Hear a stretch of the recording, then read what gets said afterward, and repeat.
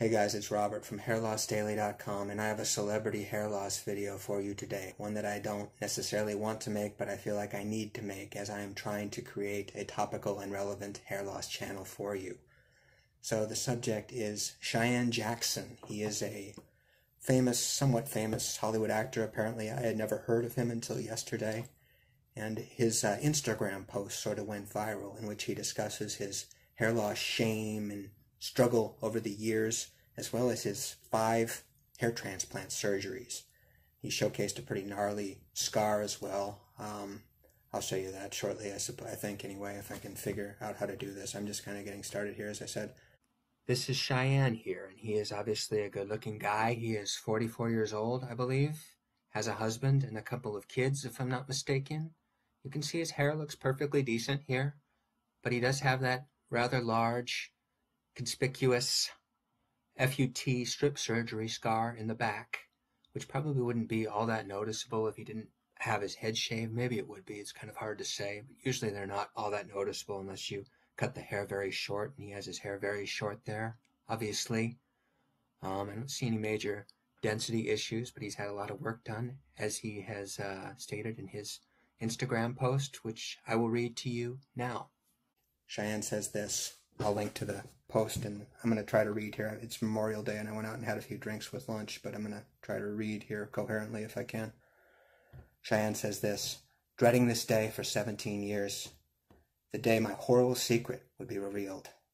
No, this gnarly scar across my head isn't from life-saving brain surgery, nor did I narrowly survive a shark attack. It's worse, at least in Hollywood. I had hair transplant surgery, 5 of them, to be exact, over 14 years. My inner monologue is, really, Cheyenne? With everything that's going on in the world, you're confessing that you had hair surgery? Get over yourself. I get it. But admitting this really to release how much shame and anxiety I've had about people finding out for years. I started losing my hair around 22. My older brother was balding too, but was way braver and cooler and just shaved his off. It was really emotional for me to watch it fall out, and I felt less attractive and truly less like myself as the days went on. So I saved up and got my first surgery at 28. I hid it from everyone. It was painful and expensive, but I started to feel better about myself. Over the years, as my hair kept thinning, I kept secretly getting more procedures and would just pray that no one would find out. Why? Why did I care so much? What does that say about me? Being a vain actor in an industry that rewards beauty, I vowed to keep this my secret forever. I feel so stupid saying that, but it's my truth. As if someone finding out would somehow negate my talent or make me less viable or valuable in the world. At the beginning of every job, I'd secretly gather the hair and makeup people, dramatically close the door and trailer, and make a big deal about revealing my devastating truth. Every single time. They're all separated in 3 sentences. They basically said, yeah, so no one cared but me. I'm sharing this because maybe this will inspire someone out there to share a secret they've been hiding, or show a scar they've been afraid of anyone seeing. Let it go.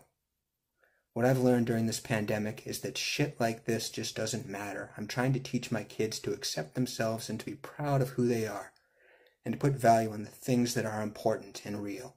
So as their father, the example should start with me. This is that. I'll go first. He has a hashtag, show your scars. Alright, there's a fair amount to unpack there, obviously. Kind of over-the-top nature of it, he admits to it, obviously, but this has been an emotional experience for him, and sort of liberating. You can sense it in the writing there. His hair loss started fairly young, when he was 22, he says. And, it sounds like it's been a real struggle for him over the years, dealing with it. And I can understand that in Hollywood. It's a town notoriously prejudiced against balding men, with the few notable exceptions that everybody knows, the action stars, the Bruce Willises, the Rocks, the Jason Stathams. They're doing fine with the hair. Most of the rest of the guys have hair, though, well, into their 50s and 60s a lot of times. So if you're kind of losing your hair, you're in the minority there, and most of the guys who do lose their hair tend to do something about it. It's kept on the down low for the most part, though. So he's had these 5 procedures over 14 years, he says. That's quite a few procedures. He probably had pretty aggressive hair loss, is my guess. And I don't want to make assumptions, but I imagine he's been on some sort of preventative therapies as well if his hair was that important to him, like a finasteride, minoxidil. But he continued to need the procedures, so that indicates to me that his hair loss was pretty aggressive. But this is a good case study, I guess. It's always good refreshing when celebrities are willing to talk about this, even though there are bigger problems out there in the world, as he fully acknowledges. It kind of helps eliminate some of the stigma, I think. So I salute Cheyenne for making this post at the end of the day. He talks about the pain, the expenses, and he just kept the fact that he kept thinning, kept needing more procedures. I've often said on my blog that hair transplantation can be hair transplants are like Pringles a lot of the time. Once you pop, you can't stop. Once you get one, you tend to need to continue to get more because your hair continues to thin over the years. Hair loss is progressive. That's a Captain Obvious statement, but a lot of people don't realize it.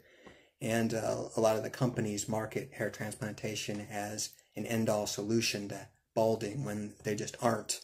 They don't address the root cause of hair loss. You'll continue to lose hair if that's in your genetics. Just, the hairs that they transplant, those are typically permanent, not always, typically permanent. But you're very susceptible to losing hairs around that hair transplant. That's just the reality that you need to understand going in.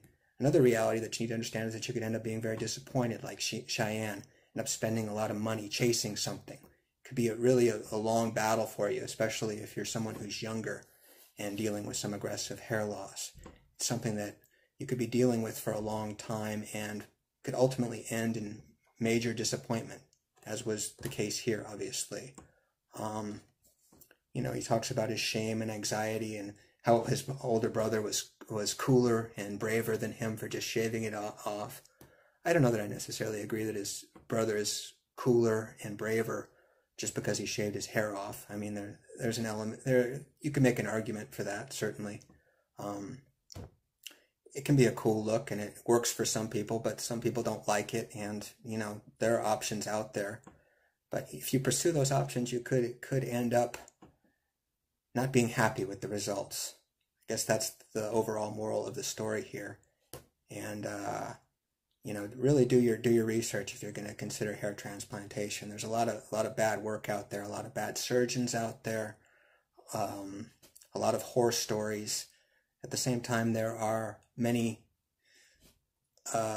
good surgeons out there too. Apparently I'm about to run out of time here, but anyway, I just thought I'd riff on Cheyenne Jackson for a few minutes here, and that's the celebrity hair video of the day. And I've had a few drinks, as I said, and it's Memorial Day, and this is a new channel. I'm just getting started, so I hope you'll kind of bear with me as I proceed in the coming months, and I hope you have a safe Memorial Day. Thanks to all the troops out there, and take it easy.